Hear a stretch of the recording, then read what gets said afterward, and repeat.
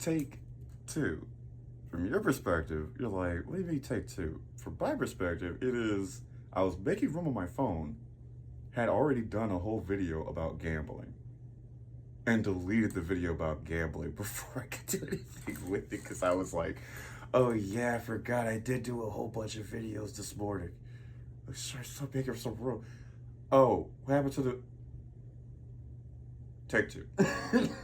So, anyway, I'm gonna give a quick version of what I said in the last unknown recording.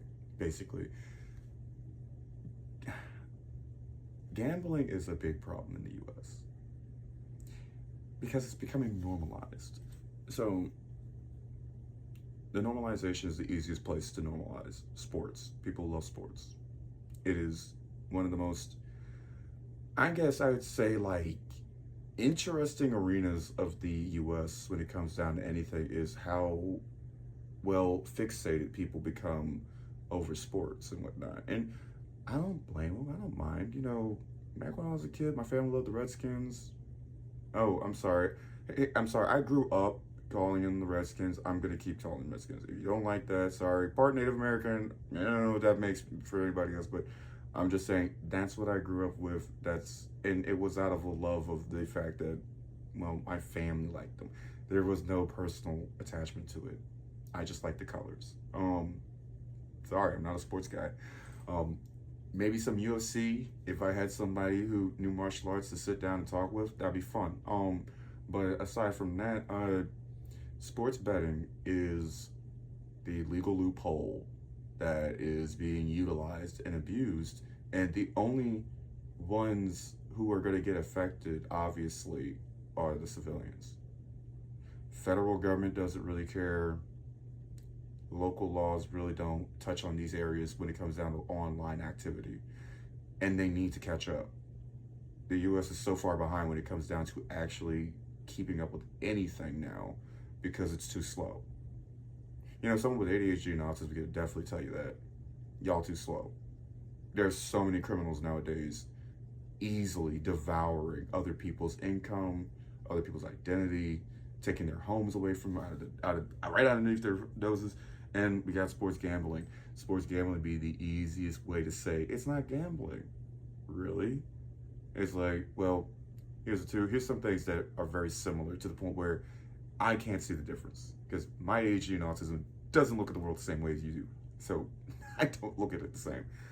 I don't care if it legally is fine. I'm noticing some big similarities. One, you have to put your money on the line. Two, you can lose your money. And three, the game is rigged. Many, many, many people have already researched this area when it came down to sports gambling because obviously, why would the game ever be fair? Why would any company want to gamble away its funds just on the chance that it can make more off the losers randomly? You know for a fact there's no corporation, no industry in the world that's trying to gamble everything. No, they want to invest and get double on their investment. That is the basics of all businessmen. That's the basics of all industry men. They want to invest. They want their investment to come back. I can't lie. I think the same as they do in some ways. These videos are an investment. Their value is, well, high because this isn't stuck to some trend. This isn't me entertaining you by dancing around for you. If you think those sword swings are dancing, maybe we should do some sparring practice together. Maybe you can figure out how quickly real those swings are. They do make noise. Anyway, aside from me enjoying it's just a very fun and good way to exercise.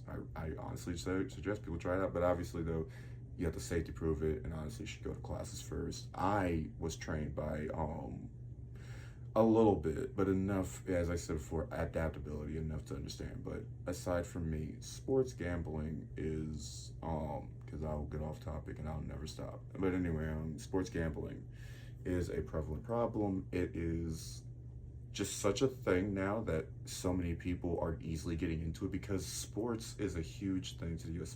Football is the king of sports in the U.S. And I use football as a example of a lot of different areas of the U.S. because of how well chaotic it can get, messy it can get, odd it can really get. There's just so many things to discuss on that department, but I'm going to keep it to gambling because nowadays you don't have to go to a casino to lose all your money, all your investment, the potential future you could have had. You just gotta do it on your phone, right there on your phone. Just boop boop boop. I'm homeless now. Sweet, mom. You gamble, guess what? You are gambling your future. You're not just gambling away money that you could throw. Even if you do think you could throw it, the house always wins. And they don't mess around when they say that. Experienced gamblers tell you that for a reason. Because if you're not cheating when you're gambling, you're not going to win in the end. And if you get caught cheating, consequences. Now, online gambling, whole different ball game. But I don't want this to be super long, so I'm gonna be cutting it quicker than the last one because the last one was 8 minutes. This one's already 6. So let me get it to the point.